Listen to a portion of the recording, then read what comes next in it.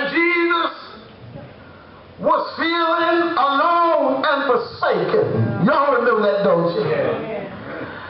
And he began to cry to the Father. Father, why hast thou forsaken me? Well, the Father knew that that was his Son hanging on the cross. But it was no longer the Son that the Father was looking at. No, it wasn't the Son that the Father turned his back on. But when he looked at the cross, he saw S-I-N. And God said that light and darkness can't have no fellowship one with another. Y'all praying. And sin represents the darkness of this world. But there was the Son that represents the light. And since light and darkness can have no fellowship, even though God was standing by, he had to turn his back on his only begotten Son, because he looked at the cross and there was sin hanging on the cross. How many know that God won't have anything to do with sin? But I dare you to get right with God. I dare you to release yourself into the mighty hand of God. God will begin to walk with you, and God will begin to deal with you. If you are struggling in your life and it seems like everything is falling apart, I dare you to humble yourself under the hand and in the sight of the Lord. I believe the Bible says that if you humble yourself, God will pick you up. Won't God pick you up? I know that he will, because he picked me up, turned me around, placed my feet on solid ground. Deacon, I've been sometimes right, I've been sometimes wrong, but yet God has stood by my side. When I called him in my sin-sick state, he became a doctor in my sick room. When I needed him just to be a friend, I can feel him holding my hand. I'm telling you that God will never leave you nor forsake you. But if you're living a life that's contrary to the word, I dare you to place yourself under the 60 sin books and begin to live by every word.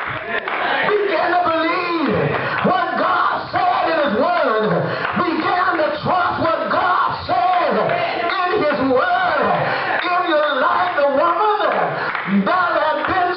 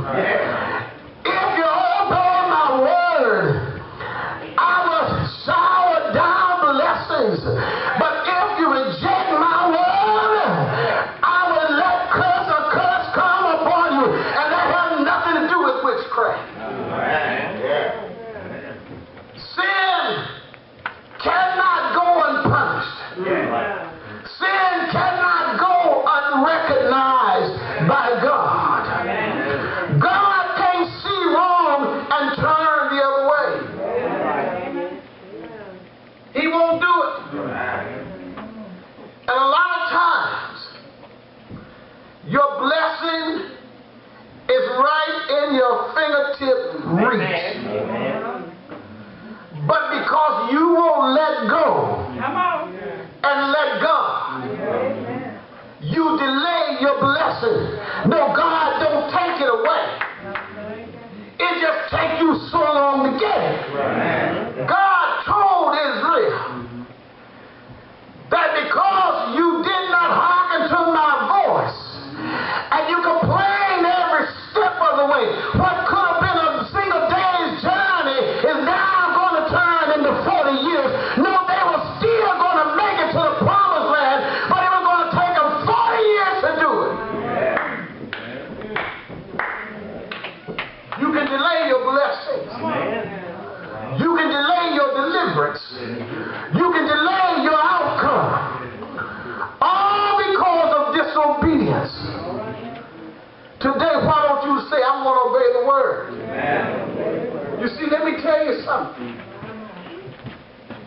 Obeying the word means you might have to change your friendship.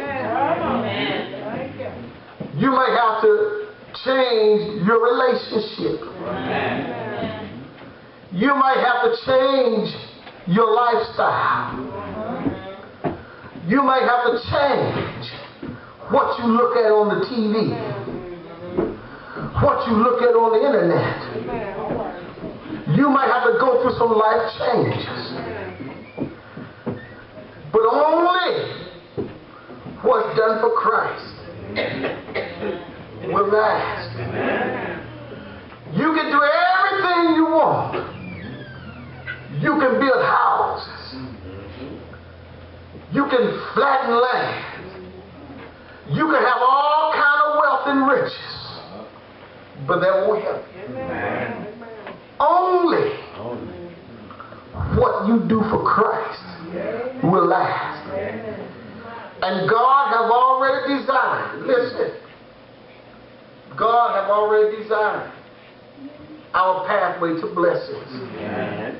And He's given us the roadmap of how to receive it. And also how to gain it and how to achieve it. He won't go against nothing that's in this book. If He inspired it and He breathed it, He won't change nothing to please us. Nor to please Himself, because He's already pleased with what He's done and it doesn't need change. He won't rearrange nothing that's in this book. Now, what God will do, because He's merciful, and His grace and His mercy endureth forever. Your God knows, listen, we're not what we ought to be. None of us are. Amen. I'm not. I'm the preacher. I'm not all that I should be. I'm not going to step here and lie to you. I'm not. But you want to know something? You're not either. Amen. Yes. But I'm not where I used to be.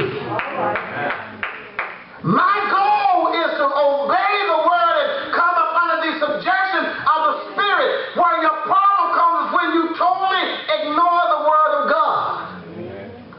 And your desire is to do what you want to do, irregardless of what you have just heard and what you have read in God. That's when you're out of line. That's when your blessings get delayed. That's when the curses come. That's when the difficulties come. Because now you're trying to make God accept something that God cannot accept. And God cannot nor will not ever accept willful sin. He won't do it.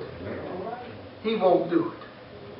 But when you yield to Him, and even though you have hang-ups and you have habits, problems that you cannot solve, as long as you're reaching for it, as long as you're saying, Lord, I'm trying, God will walk with you and He'll keep building you up and He'll keep working with you.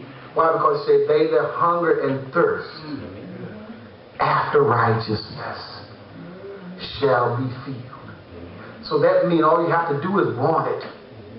And just be willing to wait for it when it gets here. You don't know when it's coming. Amen. But it's coming. Would you stand to your feet as we open the door of the church? there's a law working, that God is working, and He's working it out. If you let Him, all you have to do is turn yourself over to Him, fully and complete, such as you are, not what you want to be, but whatever you are. Lord, I'm yours. Everything I've got, everything I am, and even everything I'm not, I'm yours. God will prove you, and He'll build you up, because He won't deny it. His nature will not allow Him to, because He loves us so much that even while we were yet sinners, He died while we were yet sinners.